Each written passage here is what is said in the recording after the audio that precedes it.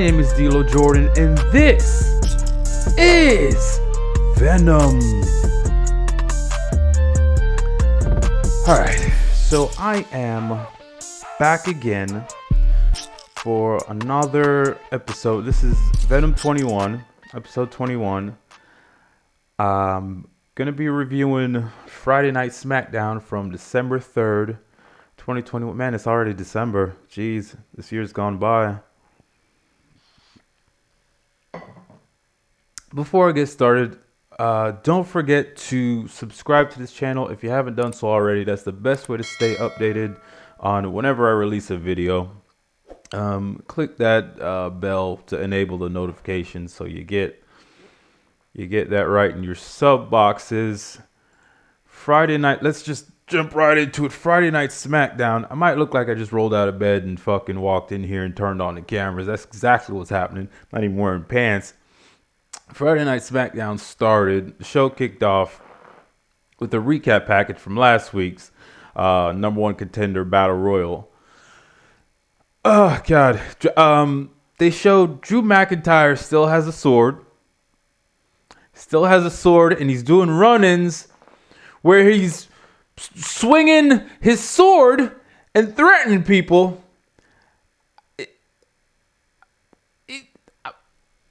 Why is this still happening?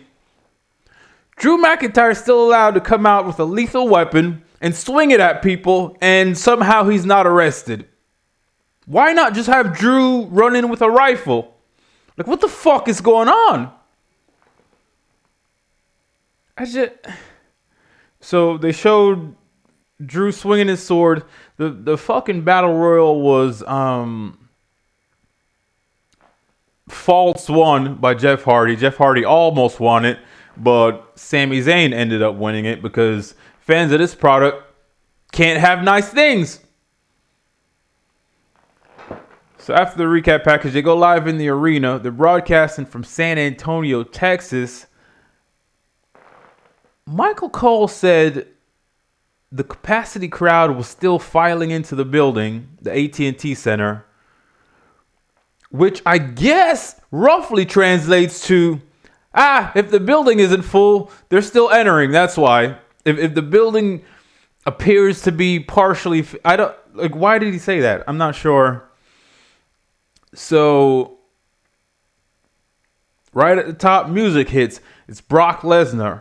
Brock Lesnar comes out wearing what appears to be the one and only outfit he owns. Fucking flannel shirt, looking like a lumberjack. Same slightly washed jeans. So Brock comes out. And Brock Lesnar grabbed a microphone and just started talking. Brock Lesnar eventually said, he's here for one reason and one reason only, and that's the Universal Championship. At this point, he's interrupted by Sami Zayn. Number one contender, Sami Zayn. Out comes Sami Zayn.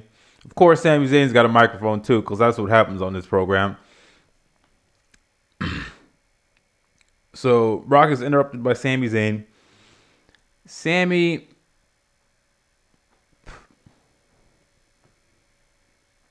Zayn talks the whole way to the ring. He's trying to sweeten up Brock Lesnar, let's say. Or he's trying to sweet talk him. Zayn got in the ring and Brock Lesnar told him to shut up. Just straight up told him to shut up. Brock said he didn't even have any idea. He had no clue who Sami Zayn was. Like, what are you doing out here? Who the fuck are you? I have no idea who you are. What's going on? So Brock takes an aggressive stance, and Sami mentioned, I'm the number one contender. I'm going to face Roman at day one. Brock Lesnar laughed right in Sami's face. Then Brock Lesnar began to insinuate, Sami, why don't you challenge Roman tonight? After some, let's say, physical intimidation from Brock Lesnar, Sami agreed to challenge Roman tonight. instead of at day one. So they go to a break, I think. Back from the break, if there was one, Sami finds WWE official Sonya Deville backstage, and he tries to cancel the match. He tries to renege on the match. He doesn't want to make the challenge tonight. But as he's doing that, Brock Lesnar walks in, and Sami automatically changes his tune. Now he's telling Sonya, oh, yeah, it's good to go. Let's have the match tonight. Sonya Deville makes it official. So it's going to be Sami challenging Roman Reigns in the main event for the WWE Universal Studios Championship. So after that, back in the arena, Sasha Banks' music is playing, and she starts to make her entrance.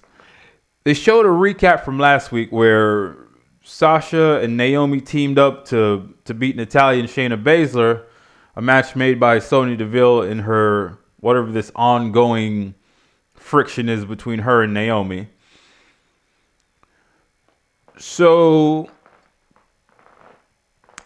Shayna Baszler was out next. Apparently it's going to be a one-on-one match between Baszler and Banks.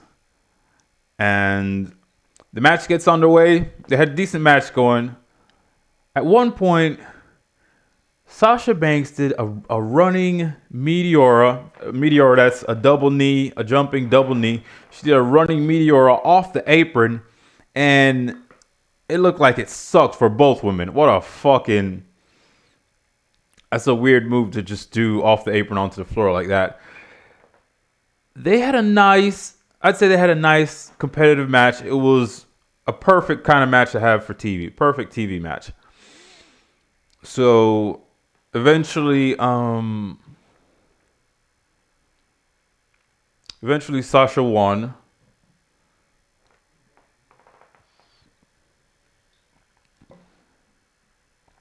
And that was it. It was over. There was no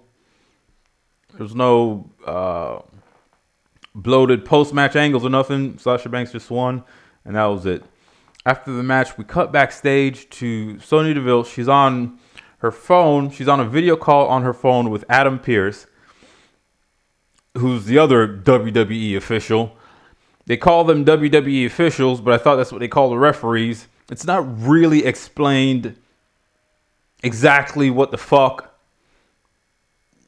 I mean, based on the context, they're in some position of authority, but what exactly is it? Can somebody explain this to me? So, Sonya Deville is kind of explaining the situation to Adam Pearce about, you know, how Sami Zayn is going to challenge Roman Reigns tonight instead of at the next pay-per-view day one.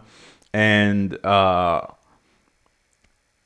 she mentioned that Brock Lesnar was in the building, or Adam Pearce did, and he said, okay, if Brock Lesnar's there and you got everything figured out, I'm not going to come in. So Adam Pearce decides not to show up to the building because last time he was here, Brock Lesnar F5'd him and ripped his pants in half.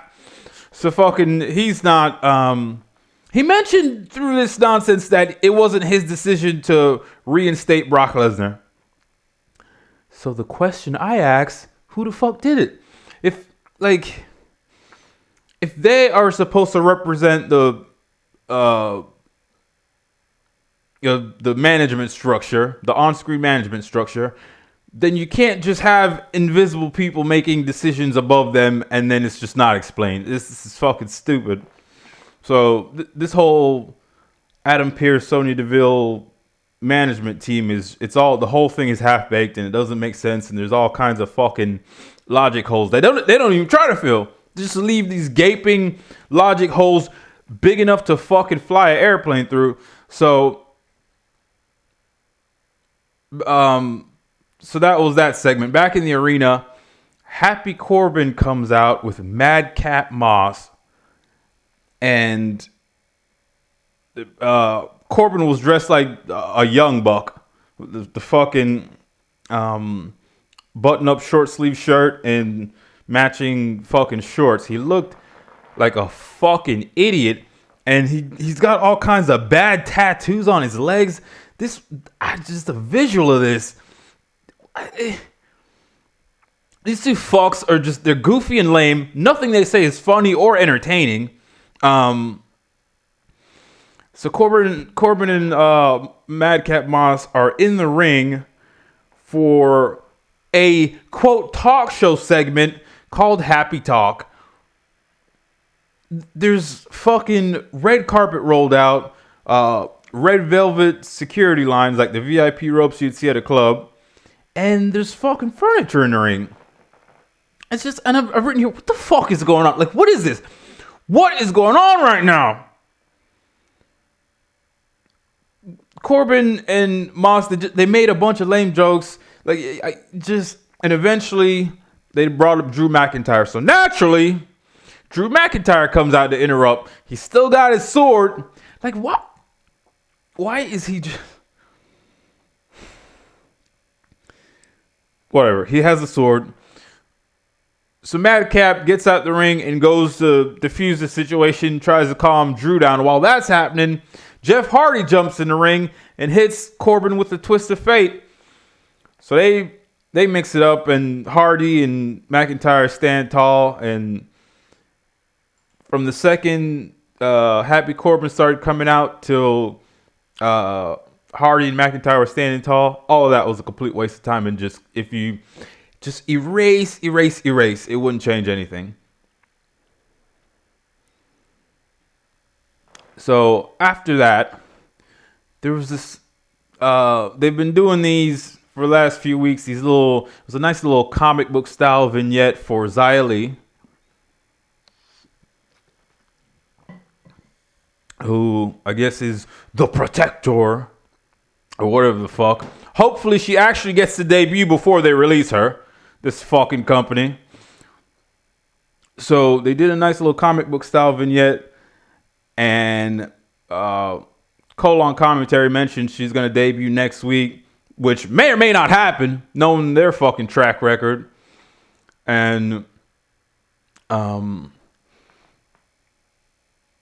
like the comic book vignette, she's walking through some, tunnel or whatever, and there's some guys lurking, looking to mug her, and she beats the shit out of them and kind of mentions, "Oh, I hate vultures. They try to pick on me because they think I'm a weak, helpless woman and whatever." But apparently she could fucking handle her own. So we'll see what happens next week, if anything. Back in the arena, the Viking Raiders came out. I've written here, my God, they're still employed. They came out for a tag team match versus Los Lotharios, which are, I'm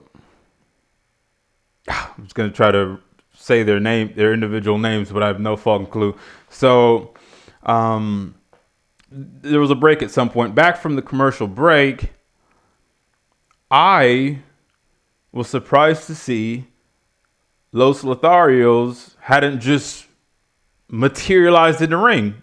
They went to a break and actually came back and still gave them an entrance, which is good. It's what you're supposed to do. It just surprised me because they usually just have people fucking, oh, they teleported here, So the match gets underway. Nothing happened. It was a short throwaway, nothing, just nothing. This match was.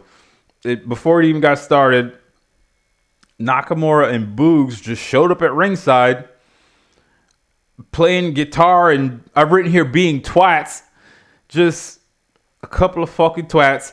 And while they're doing all that, one of Los Lotharios rolled up one of the Vikings, 1, 2, 3, and just won. So just to recap, Nakamura and Boogs, partway through the match, no one's really got a definitive advantage. Nakamura and Boogs show up and just start playing guitar and being loud and obnoxious twats. And this leads to Los Lotharios just winning anyway. So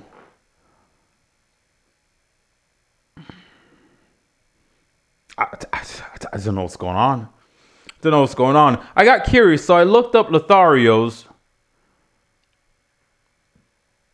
Dictionary.com says Lothario's, a noun, is a man who behaves selfishly and irresponsibly in his sexual relationship with women. What? So fucking there you have that. Post-match, the Vikings, Nakamura, Boogs, and one of the announcers just danced around a bit. They're on the table dancing. Boogs is playing the guitar. I'm just like, despite the fact that the Vikings just lost their match, Nakamura and Boogs failed in their attempt to throw the Lotharios off their game, they're all just out celebrating like they accomplished something. What a bunch of fucking geeks.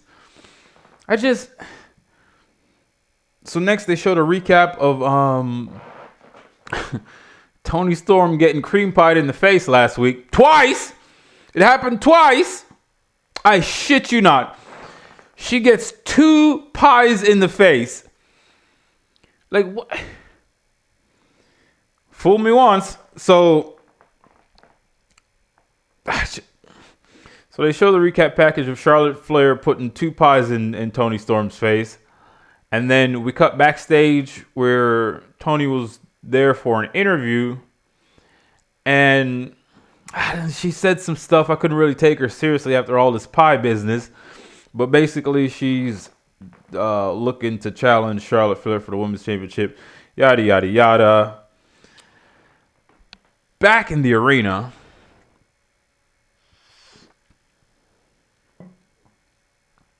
the Usos made their entrance. The Usos come out. We go to a commercial break. After the break, the Usos are on mic.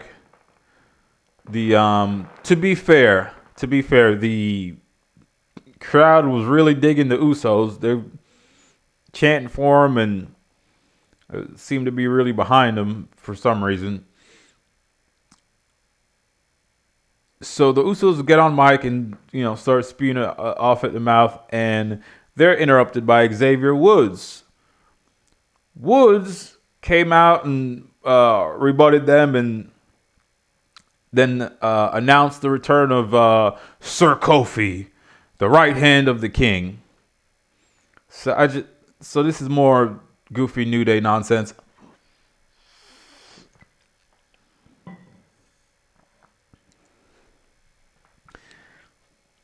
Then I'm like, okay, so what the what's going on here? You got Usos are out there, Kofi and Woods are out there, and then all of a sudden, Woods and Uso just start having a one-on-one match. So that's what was going on here. It's another one-on-one match between 2 people that are in a tag team for some reason. The match ended in a DQ before it really even got going. The other Uso interfered. Just like, what is the actual point of this? Like, what? It's like, what does this segment achieve? I don't get it. It's just like stuff happens. It's inconsequential and it just wastes time. So at this point, I noticed the Bloodline shirts are now a red base shirt. They've gone from black to white to red. In my opinion, the white was the best looking one. But now they're red and it looks like shit. And they need to stop. They need to stop. They need to knock it off. They cut to the locker room of Roman Reigns. He's there with Paul Heyman.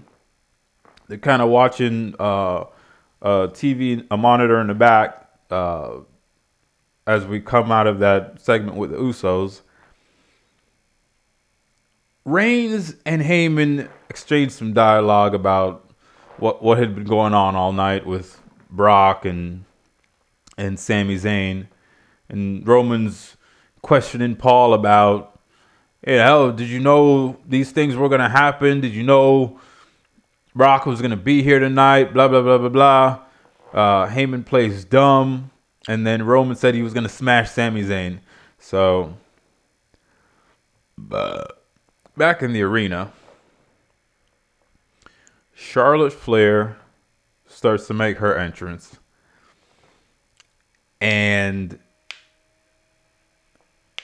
they went to a break.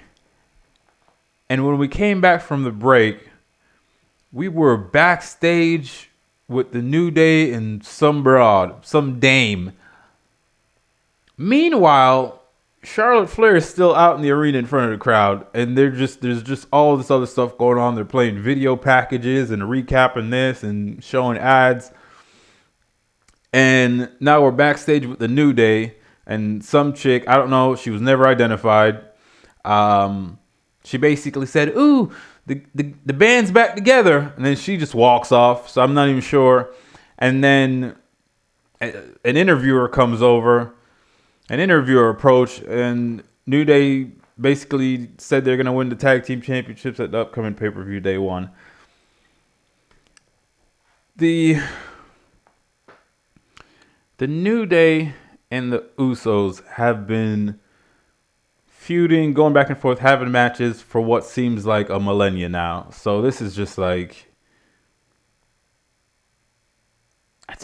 how the fuck can you possibly get like even excited for this? Oh, it's the New Day and it's like, this is so been done. There's no even attempt at newness. So whatever the fuck. Back in the arena, Charlotte Flair was still just in the ring waiting, and we cut back to the arena, and she's, okay, time to go. And she gets a microphone and starts, or she already had a microphone and starts monologuing. So Charlotte basically just trash talk. She just trashed Toni Storm for a bit, and eventually said, "Oh, she had considered Toni Storm's challenge," and the answer is no. So it's a fuck you, Toni. 2 pies to the face. No match for you. As Charlotte goes to leave, she's walking up the ramp and she turns to pose to the crowd. That's when you notice Toni Storm is behind her with a pie. So after Charlotte gets done posing, she turned to leave, and boom, Toni cream pies Charlotte in the face with a pie. So last week Toni gets cream pied. This week Charlotte gets cream pied. Now we have a women's title feud. What the fuck is this? The fuck is going on? Like, why is this feud built on pie throwing? Like, what? So strap yourselves in, folks. This is what we got going on here. There's a bunch of women getting hit in the face with pies over here on SmackDown. After that, they had a recap of the match last week between Ridge Holland and Cesaro, which was a weird fucking match where Ridge Holland beat the shit out of Cesaro for like the whole match, and then Cesaro just caught a quick roll up and won. The guy's debut, he couldn't even beat Cesaro. So then, after the recap package, Sheamus starts to make his entrance, right?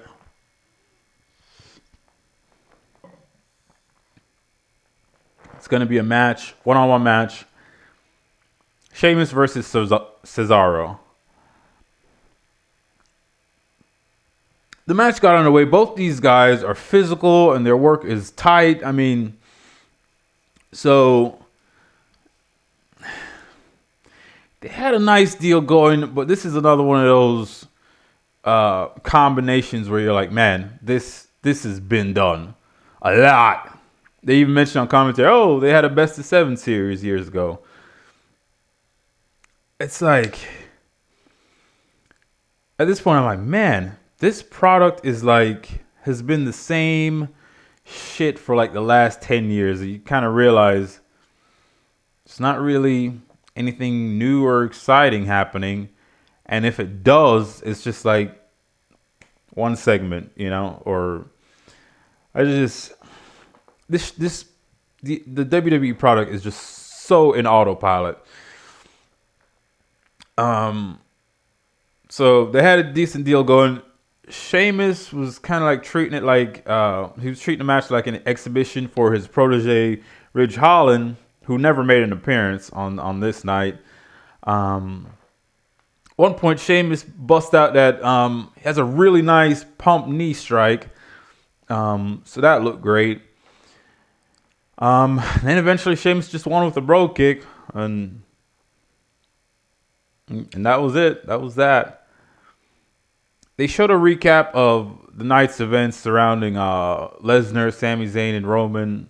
Well, let's take you back earlier tonight. And they showed how the show kicked off with Lesnar kind of forcing Sami Zayn to challenge Roman for the Universal Studios Championship.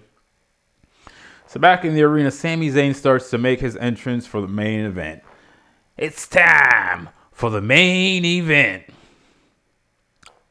Then all of a sudden, they cut backstage. There was this strange confrontation between Naomi and Cruella de Vil, or at least that's what Naomi called her.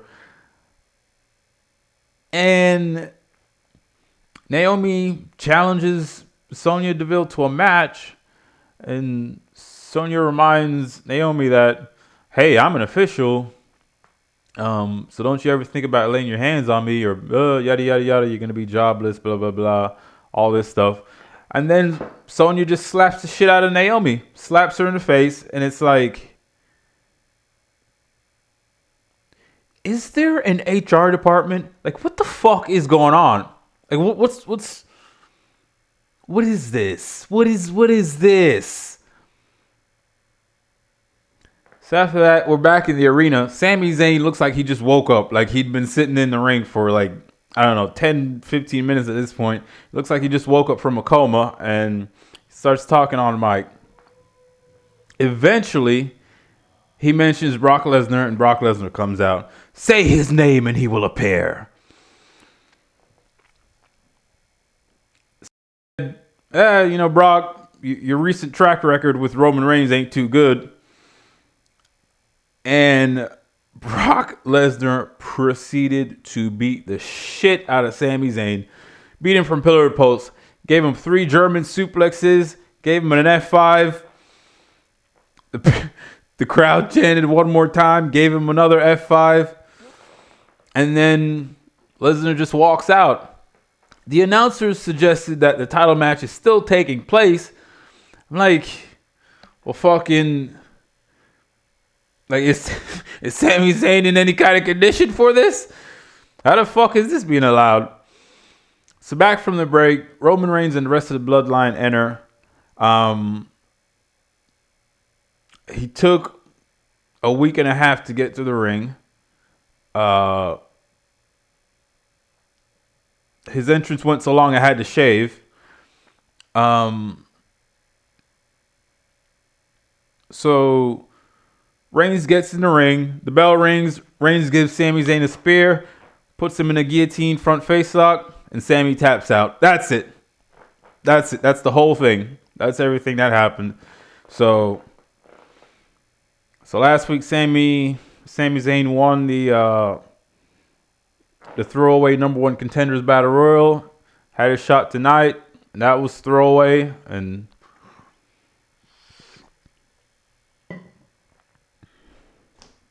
that's it.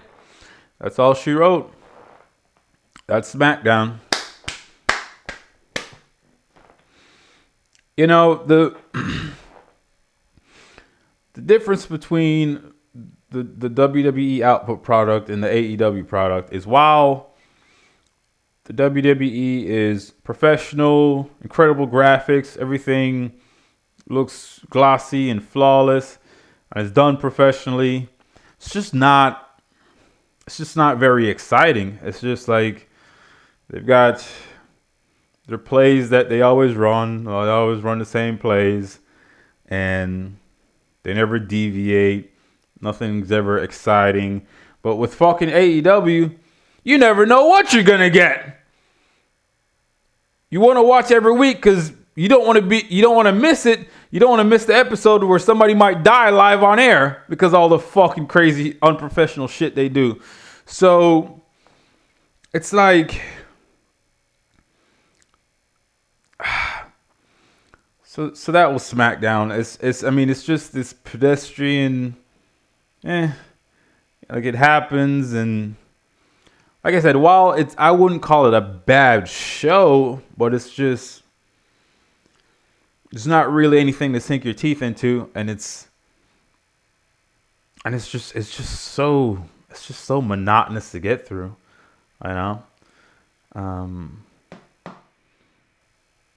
Yeah, but that's that. Make sure you subscribe to this channel if you have not yet done so. Click that bell to enable the notifications. That way you get notified in however you get notified on YouTube whenever another video goes live. That only makes sense, right? Ta-ta for now. That was SmackDown, and this was Venom.